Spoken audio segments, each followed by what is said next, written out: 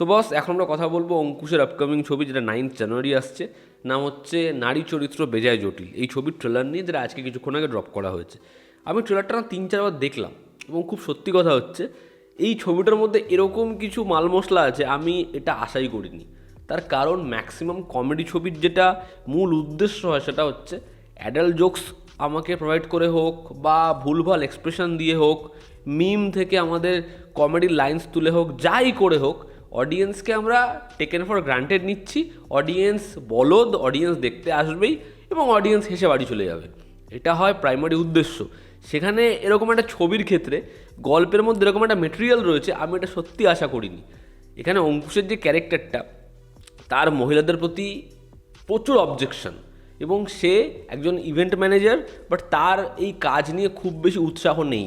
এবার সে নিজের পরিবারের সাথেই থাকতে খুব একটা বেশি মানে কমফোর্টেবল নয় আর কি। সেখানে তার একটা মেয়েকে ভালো লাগছে, ভালোবেসে ফেলছে। এবার সেই মেয়েটা এরকম একটা ছেলের সাথে কেন থাকবে যে নিজের পরিবারকেই ভালোবাসে না? তখন সে অবজেকশন করে মহাদেবের কাছে, কিন্তু উত্তর দেয় মা কালী চড় মেরে। পরের দিন থেকে তার কাছে একটা সুপার পাওয়ার আসে, যেখানে সে মেয়েদের মনের কথা শুনতে পায়। এই যে ক্ষমতাটা তার কাছে আসে, এটা কি তাকে ভোগায় না এটা তাকে বাঁচায়? এর থেকে বেশি জানতে হলে আমাদের ছবিটা দেখতে হবে। বাট এই ট্রেলারের মধ্যে যেভাবে কমেডিটা ওয়ার্ক করছে এবং সাবজেক্টটা যেরকম, সেটা কিন্তু ভীষণ ইন্টারেস্টিংও লাগছে। যেরকম শুরু থেকে অঙ্কুশের যে ক্যারেক্টারটা, ছোটোবেলা তার ঠাকুমা তাকে আদর করে, সে মুখে মুতে দেয়, তো ওই যে সিকোয়েন্সটা, ওটা তো আমার জেনুইনলি হাসি লাগবে। বা যখন ওকে বলছে যে আমার বিয়ের আগে 2 কেজি ওয়েট বেড়ে গেছে, বলে সমুদ্র থেকে 2 মগ জল তুললে কিছু যায় আসে না। বা পরের দিন সকালে উঠছে, যেখানে হচ্ছে উল্টো দিকে একটা ঠাকুমা তাকিয়ে আছে এরকমভাবে, ও বলছে ও ঠাকুমা টেনেছো নাকি, যেরকমভাবে সিকোয়েন্সগুলো আসে না, ওগুলো জেনুইনলি মজার। বা একদম শেষে চল নবান্নে চল, আর অঙ্কুশের এক্সপ্রেশন এরকম, বলছে কেন রে, বলছে দিদির মনের কথা শুনবো।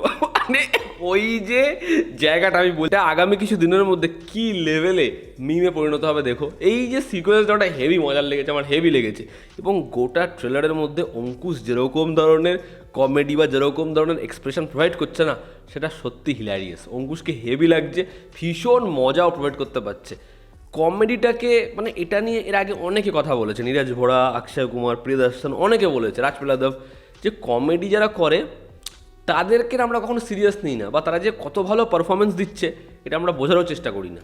কিন্তু আমি বারবার করে বলি, অঙ্কুশ কিন্তু একজন ভালো অ্যাক্টার, এবং ও খুব ভালো কমেডিটা পুল অফ করতে পারে। এখানে কিন্তু সে আবার কমেডিটা খুব ভালো পুল অফ করেছে। এবং যে সাপোর্টিং কাস্ট না, তারা কিন্তু প্রত্যেকে ম্যাক্সিমামই ভালো অ্যাক্টার।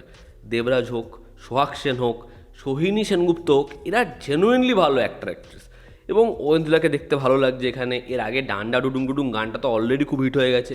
লুক অ্যান্ড ফিল যেরকম যা জিনিসপত্র হচ্ছে, সেগুলো সব ভালো।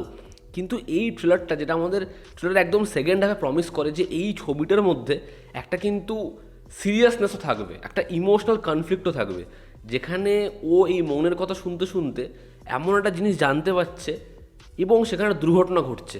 এবার সেই দুর্ঘটনার জন্য কিন্তু ও দায়ী। এবার সে কি সেই মানুষটাকে বাঁচাতে পারবে, বা সেটা কি ওর কাছের মানুষ, ওর নিজের বোন কি? সেই যে জায়গাটা যেরকমভাবে আসে, সেটা কিন্তু ছেলেটা সত্যি সিরিয়াস বানিয়ে দেয়।